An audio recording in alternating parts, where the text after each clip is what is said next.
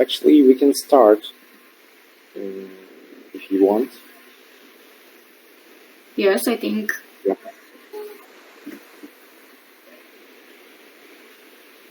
Who will start first? You? We will start. Okay. Yeah. What? I don't hear what you say. Which group will start first? Third, I think. Dennis, right? Yes. Yeah, you can start. Okay. I'm going to share my screen.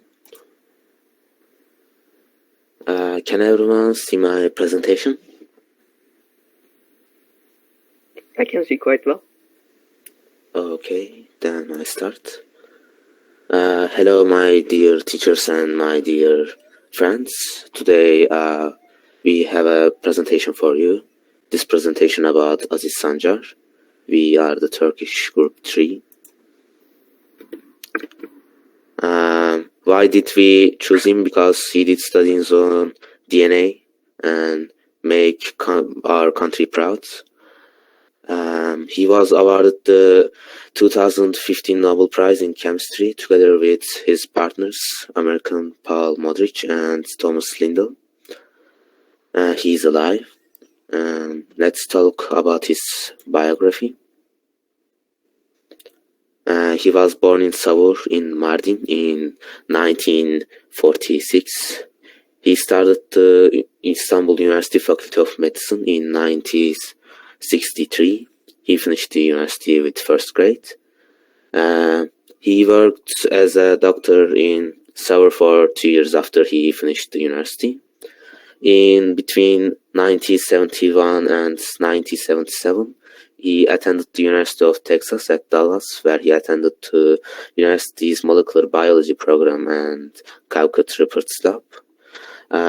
In 1977, he received a doctorate degree, and between 1977 and 1982, he worked at Yale University School of Medicine. And he has been doing his research in the Department of Biochemistry and Biophysics at the University of North Carolina at Chapel Hill in USA since 1997. And he's still doing his research in the same department. And he was awarded in the Nobel Prize in Chemistry in 2015. Thank you for listening to me. That's it. Thank you.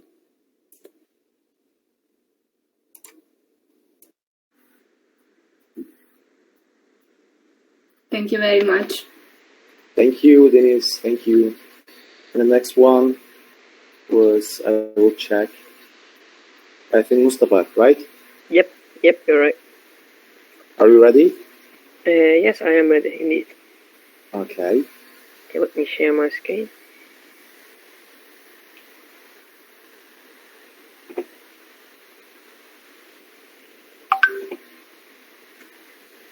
Can you see it well? Yep. Yeah, okay, alright, so I'm starting that. Our presentation is about the European Union. I was surprised as well because I didn't guess the Union wouldn't win a Nobel Award, but they did eventually. This presentation includes this given subjects. When and why was EU formed? I think this is an important question. To short it out, after World War II, some countries had economical structure failures, so they had to form an alliance to make things easier for them to pass. And they made an economic and military security formance. This led into the treaty in between 6 countries: Belgium, France, Italy, Luxembourg, the Netherlands, and West Germany. This treaty is Treaty of Paris, which started the European Coal and Steel Community. Later, in 1955, United Kingdom joined this community. This would lead to the creation of the EU. The actual EU was formed in November 1, 1993. After the first 6 countries, 21 others joined. Actually, 22 others joined, but UK left. So it's 27 now. What does EU do? EU aims to... Yeah, okay, I'm just gonna read this. The aims of the European Union within its borders are promote peace, its values and the well-being of its citizens, offer freedom, security and justice. This is the list of EU countries in current day.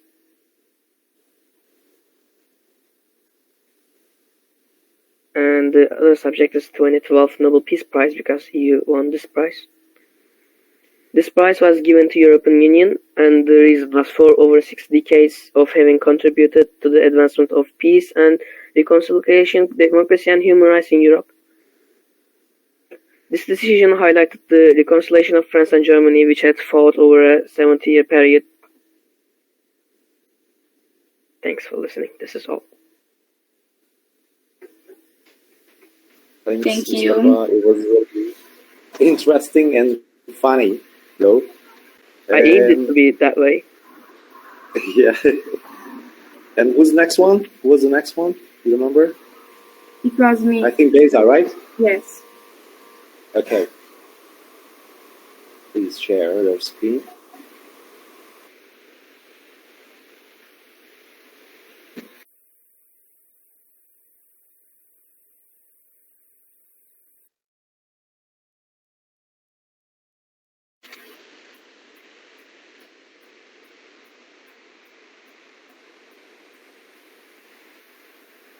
Mariana, she has some,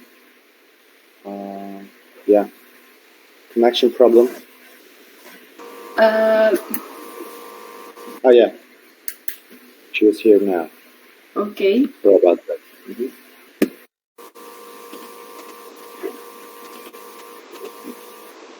Can you hear me now? Yep. Okay, I'm starting. Our presentation about Didier Queloz,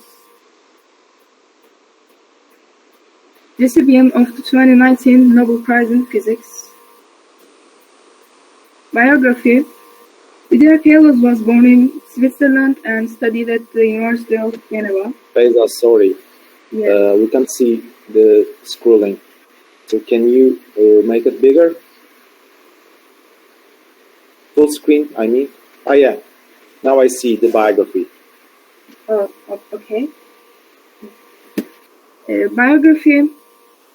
Didier Queloz was born in Switzerland and studied at the University of Geneva. He also received a doctorate during 1995. His supervisor was Michel Mayor, and their work led to the discovery for which they were awarded the Nobel Prize. And his works developed the Big Bang model. The Big Bang model explains how the universe evolved from a hot, dense ball to today's large, cold, expanding universe over about 40 billion years. Only 400,000 years after the Big Bang, the universe became clear and transparent to allow light rays to travel through space. Today, this residual radiation is found stoned into the cosmic microwave. Yeah, that was all. Thank you. Thanks, cheers. And the last group was Nehir. Are you here? Can you hear me? Yeah. Okay.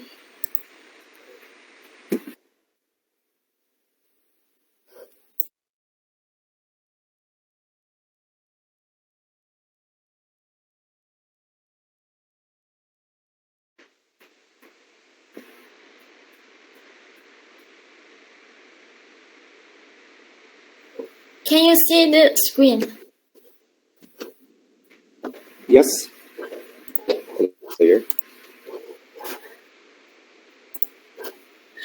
Our presentation is about Orhan Pamuk, recipient of the 2006 Nobel Prize in Literature. Biography. He was born in Istanbul, 1952. Pamuk is the first Turkish Nobel laureate. He is also the recipient of numerous other literary awards. He started writing regularly in 1954. His first novel, Cevdet Bey ve Oğulları, was published in 1982. His novel The White Castle, about the tension and friendship between a Venetian slave and an Ottoman scholar, was translated into many languages and became the first novel that brought Pamuk international fame. He also works in humanities at Columbia University. Novels. His work has sold over 30 million books in 63 languages, making him the Turkey's best-selling writer. Orhan Pamuk's novelism is evaluated within postmodern literature. List of English novels: Silent House, The White Castle, The Black Book, The New Life, A Stranger's in My Mind, The Museum of Innocence, The Red-Haired Woman, Snow, and My Name is Red. Nobel Prize. Orhan Pamuk made history by winning the Nobel Prize in Literature on October 12, 2006 as the first Turkish person to win the Nobel Prize. Prize given to Pamuk because of he in the quest for the melancholic soul of his native city has discovered new symbols for the clash and interlacing of cultures. Yeah, that's all. Thank you. Thanks, great. Cheers. Okay, that's all for us, Mariana. Okay, thank. We have not ordered, but so who wants from my groups to start first? Who will start first? Diana, Mikhailo? I can start first. Okay, Mikhailo. You can start your presentation.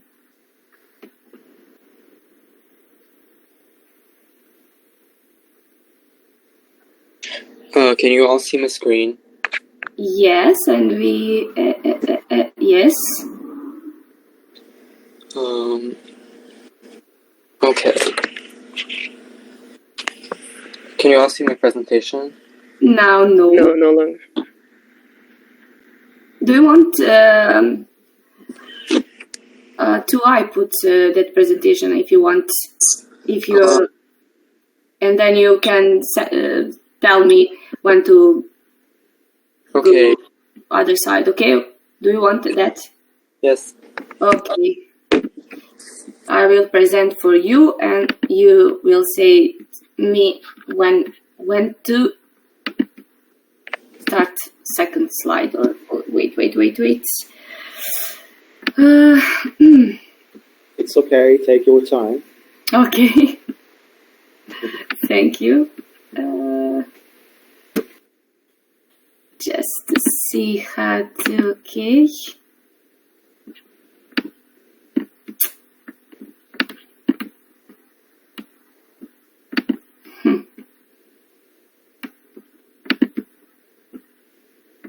Okay,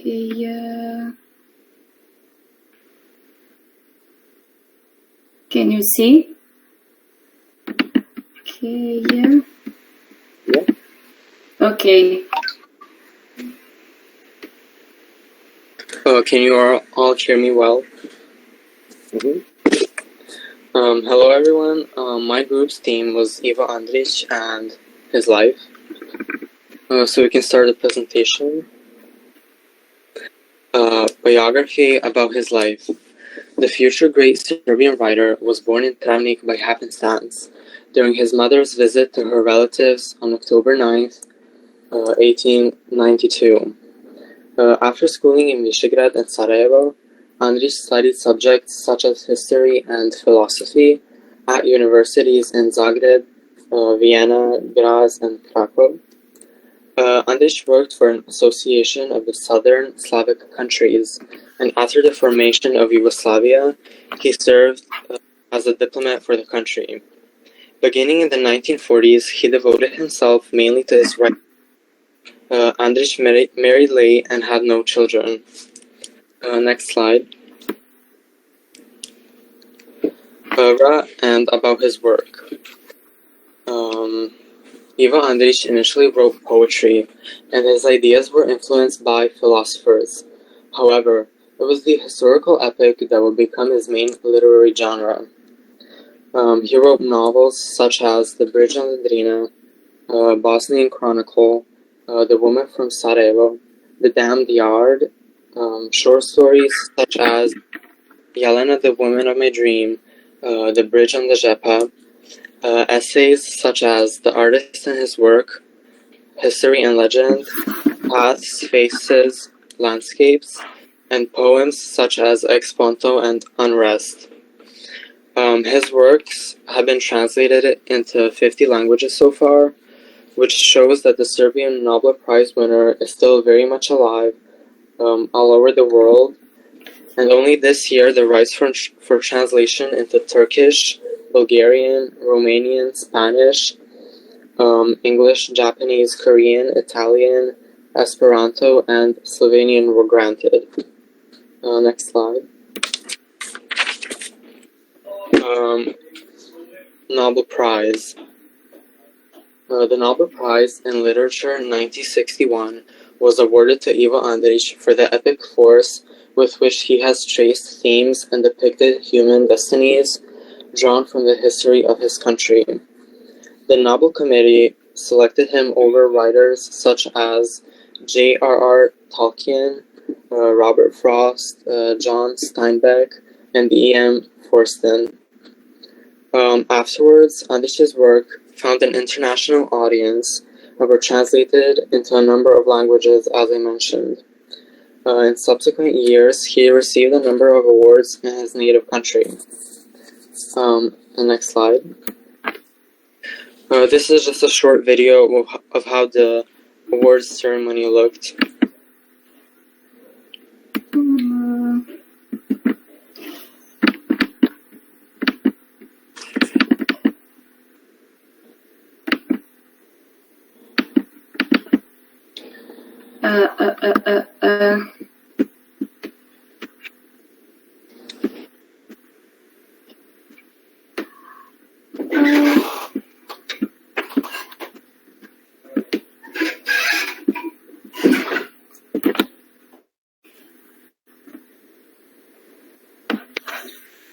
Okay, so the Museum of Ivo Andrić.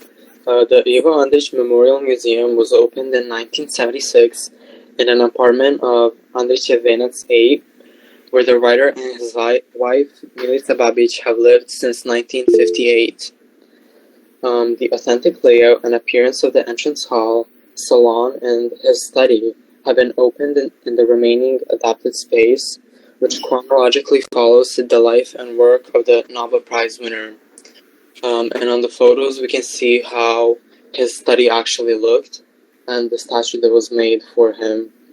And next slide.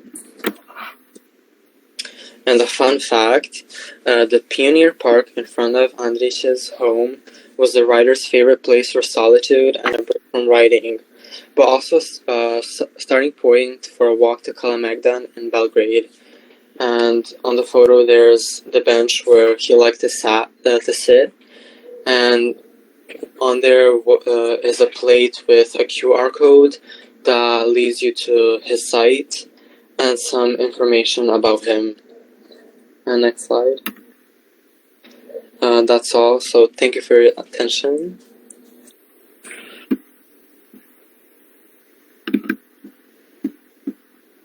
Okay, thank you, Mikhailo. I can play that video in presentation. So sorry about that.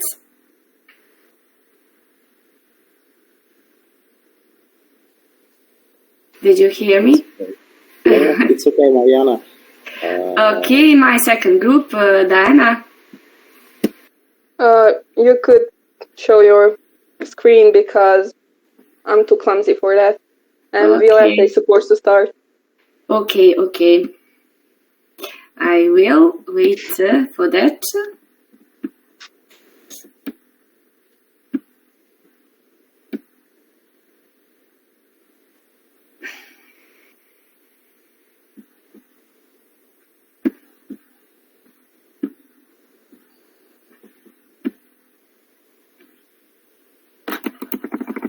Don't worry.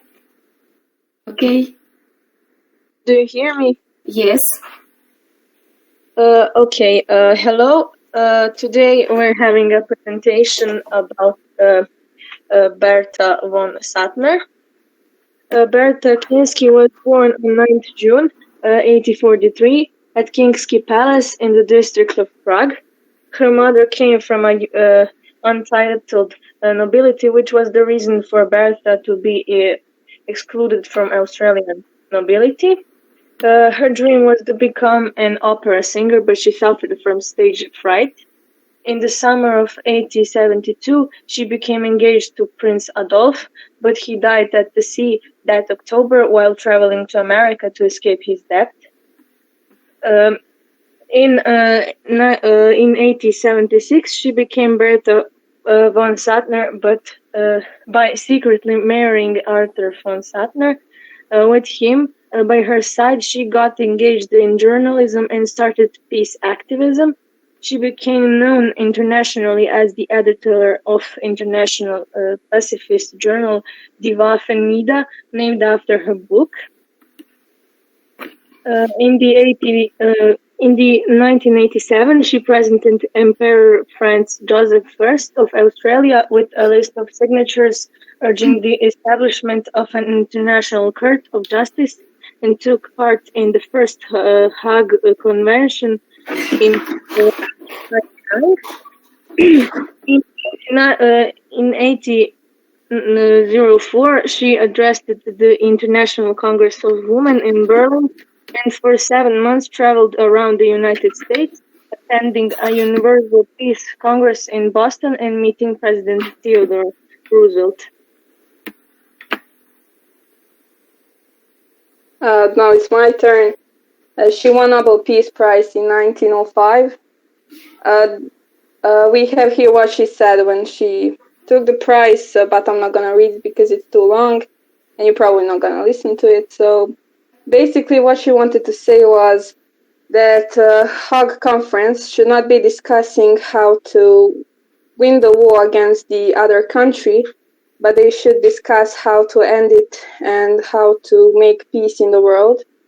Also, there was a period in her life when she was working for Albert Nobel, and it is believed that she was the one that encouraged him to include Peace Prize in other Nobel Prizes. Next. She was also a writer. Some of her novels are Lay Down Your Arms, When Thoughts Will Soar, The Barbarization of the Sky, and Hannah. In all her novels, they could be considered romance, but the storyline was mostly about politics, and the female protagonist was feminized and was always talking about the peace, which I believe she was trying to portray her thinking and her way of living into her female protagonist. Next. She died on 21st June 1914 in Vienna, and her image is an Austrian €2 coin, which is very sad. Why €2? There's other values, but okay. Next. Thank you for listening. You can ask questions, but please don't.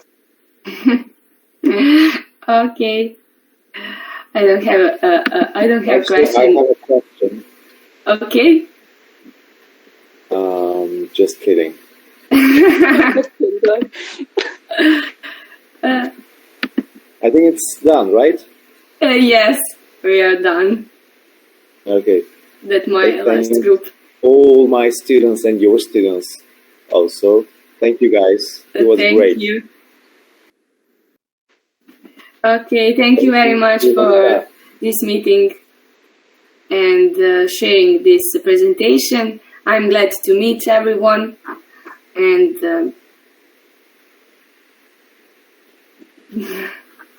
does anyone students want to say something, or we can leave this meeting? Guys, do you want to say something? No? No. It was enough. It was good and enough. Okay. Wait, I have something to say. Okay. Mistakenly opened the camera. Okay. So let's actually drop anything like to connect each other, Instagram or anything maybe, if you are okay to it. Okay, you put that information in chat or what? Yeah. Okay, Yeah, in chat. you can see in chat. Okay, thank you, Mustafa. Anyone else? Thank you, everyone. It's a great evening. Okay, thank you, Emina. All the best on summer holiday, and thank you. Okay. Cheers. Okay, I will not end this meeting because they put some information in chat and you can copy paste or what you want with that information. Okay, I will stay 1-2 minutes and you can everyone leave if you want. And good night and good evening and so on. Thank you. Goodbye, Monica. Goodbye. Bye.